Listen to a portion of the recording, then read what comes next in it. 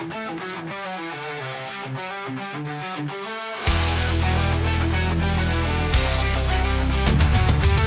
your liberty at dawn with shoulder length and golden hair. Your blue eyes drift across the lawn while drones hum softly through the air.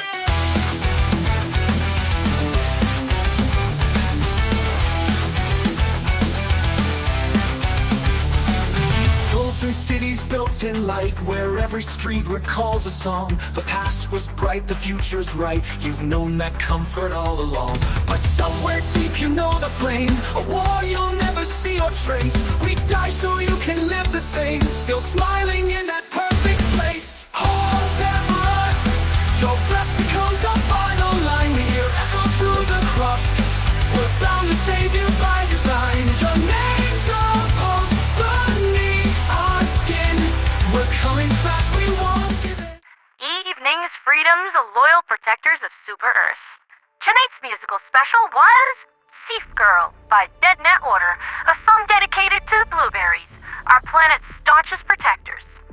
Well, you know, except for us, that is. They hold us up on such a pedestal, believing that we're heroes. I try my hardest every day to live up to the opinion that others have in me, but I'm really just a girl like them. No matter what feats of strength or skill that I perform in service to our fair planet, I'm just a helldiver, doing my part, no better or worse than anyone else. If they believe in me that much, thinking that I can save our planet, then I believe in them enough to know that we can do it together. So, this broadcast goes up to you, loyal members of the SEAF Marine Corps. Your angel loves you, it is on your side, and wants you to win. The top news of the day is that both Remembrance and Administrative Center 02 fell to the vile Illuminate advance. I heard that Commander Rod was wounded in the line of duty and had to be physically dragged to the extraction pelican by the 95th Roughnecks for treatment. That man would eagerly give his life to protect his friends and his family. But democracy isn't finished with him yet. We still need his voice and his guidance. Fortunately, I heard that most of Remembrance was evacuated before the glassing started, and the civilian casualty count was very minimal. This is in large part due to the actions of the Spartan 5th Assault Battalion, evacuating civilians on the ground while super destroyers dueled with Illuminate overships and void ships in low orbit. Void ships were already a pretty tough nut for us to crack, but overships are a different beast entirely. There's a reason why our orders state to take them down with STS batteries. Leviathans are to us what overships are to super destroyers. Is it possible to kill them? Yes, but is it a massive pain in the tail? Absolutely. Then, there are these mucky fluffers that show up every now and again. I first came across Goliath 3 or 4 months ago, and I thought at first that someone had dived too deep into their stim rations and were seeing things, but nope, they're real, unfortunately. This is apparently what happens if a flesh mob lives too long and the Illuminate prion mingles with human genetic material. They receive a massive boost in strength to the point that lifting and throwing buses while eating high-caliber ammunition for breakfast? Oh yeah, they can do that. Fortunately, they are exceedingly rare, and you likely won't encounter them on your missions. Hopefully. Similarly, the GGK fought to the last man against overwhelming odds in AC-02, Paris, most of Germany, and finally to Berlin before giving the final retreat order and falling back to Russia with the Sturmtruppen performing harassing operations and asymmetric warfare to cover said retreat. God Kaiser Z, and I still cannot believe he's calling himself that, is meeting with the Legion divers in Greece. And my first reaction upon hearing that is, holy mackerel, those guys are still alive? Didn't see that one coming. I do suppose that it is a good thing that they still are, as they are providing badly needed reinforcements to the fairly mangled GGK lines. While this is going on, the kingdom is taking a note from the First World War and subjecting the squids to a sustained chemical barrage from air bombings and naval artillery. This is actually a pretty smart move. I have noticed that the Illuminate units tend to react extremely poorly to our chemical weaponry. Does it do something to their psionic link with their Illuminate handlers? Or are flesh mobs simply paying the price for maintaining so many exposed mucous membranes? Who can really say? The result is the same. They can't find their butts with a map and a team of hunting dogs. Pro tip on that note, Helldivers, flamethrower and dog breath. Give it a try.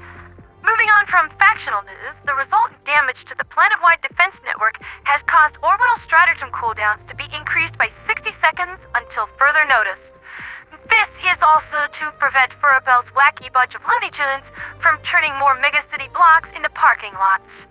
It also bears mentioning that this damage is going to have an effect on the turnaround for Pelican flight times, so those of you fighting in a hot extraction zone might be in a little bit of a pickle unless you think of something very quickly.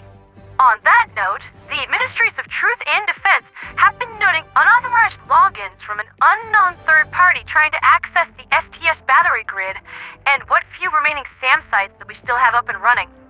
The last time our mystery guest showed up, Mercy went into the defense net after him, but ended up getting a digital backhand so hard that it suffered a complete system lockup, and I had to give it a hard reboot. Just before Mercy went down, it mentioned something about 1,000 eyes staring back at it, watching Super Earth. Now that's just spooky, I don't care who you are. Do bear in mind, dear listeners, we are not the hardest hitters in the Liberation Fleet. Not by a long shot. We get by on our day-to-day tasks with asymmetric warfare, some level of interfactional diplomacy so we have lots of friends to call on for help, and sticky shenanigans. You know, being clever. But it feels like we just ran headlong into a bigger fish that doesn't want Super Earth to survive this fight. That being said, the Democratic Council has elected to activate Super Defense Protocol Sapphire, which destroys the 3 remaining rainforests and converts them into massive tactical airstrips for Eagle bombers. This has the practical effect of lowering Eagle rearm times by 45 seconds, and I plan on abusing the living kerfluffity out of this with 500 kg bomb spam while I can. That's my resolution. Airstrike. That tripod over there? Gone. Flesh mobs down the street? Same. Build a swarm? Bomb them. Keep bombing them, and bomb them again and again and again until they stay down. Some may argue that this is going to impact the long-term habitability of Super Earth, but my siblings in Liberty, have you looked out a window recently? I would reply that the Illuminate are going to have a much more drastic effect on our short-term survivability, and if we lose this fight, none of this is going to end up mattering anyway. Super Earth knows how to put itself back together on its own time. The planet isn't going anywhere. We are. The wording of this concerns me as well. This is only the first Super Defense Protocol, a set of costly global defensive countermeasures that should only be used when democracy needs them the most. I do wonder what other surprises the Democratic Council has in store for us. Speaking of surprises, only one megacity is currently under threat, and that is Equality on Sea. Because Helldivers wishing to defend Super Earth only have one megacity to dive upon, the Illuminate are finding themselves hopelessly overwhelmed, and we are regaining control rapidly at nearly 6% an hour. Such is the power of the Weekend Reserve Corps. Dare I say, Equality on Sea might actually be okay. Provided, of course, that we don't accidentally asphyxiate ourselves because we burnt the last rainforest down. That's been Liberty's Latest with me, ponderatheradioangel. By my math, if we maintain a rate of regained control over Equality on Sea for a whole 8-hour sleep cycle, it will be restored to 85% by tomorrow morning, serving as a vital stronghold in the name of democracy. Preparations to transform Prosperity City into another such fortress are still ongoing. Tomorrow morning, we'll take a look at the status of the Grey Host fleet and crunch some more numbers so we can determine how long we need to outlast these Finding Nemo refugees. For liberty, for freedom, for democracy, and for the defense of Super Earth.